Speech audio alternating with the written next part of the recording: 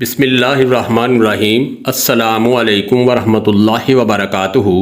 مقصود خادم channel کی طرف سے دوستو، آج ہم اس ویڈیو میں نبی اکرم صلی اللہ علیہ وآلہ وسلم کے ارشاد کے مطابق ایک ایسی دعا شیئر کریں گے کہ جو کھانا کھانے کے بعد اگر پڑھ لی جائے گی تو اس کا فائدہ یہ ہوگا کہ کھانا بھی کھائیں اور گناہ بھی بخشوائیں۔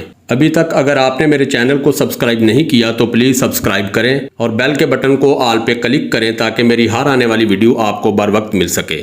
رسول اکرم صلی اللہ علیہ وآلہ وسلم نے ارشاد فرمایا، جو شخص کھانا کھانے کے بعد یہ دعا پڑھ لے، دعا یہ ہے: الحمدللہ الذی اطعمنی ھذا الطعام ورزقنیہ من غیر حول منی ولا قوہ۔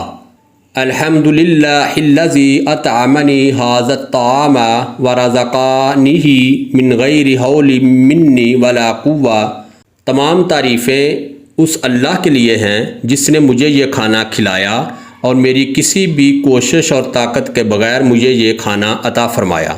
دوستو، جو بھی اس دعا کو کھانا کھانے کے بعد پڑھے گا تو انشاءاللہ اس کے اگلے پچھلے تمام گناہ معاف کر دیے جاتے ہیں۔ تو میری تمام دوستوں سے گزارش ہے کہ اس دعا کو یاد کیجئے اور کھانا کھانے کے بعد ضرور پڑھا کیجئے۔ میری دعا ہے کہ اللہ پاک ہم سب کو اس پہ عمل کرنے کی توفیق عطا فرمائے۔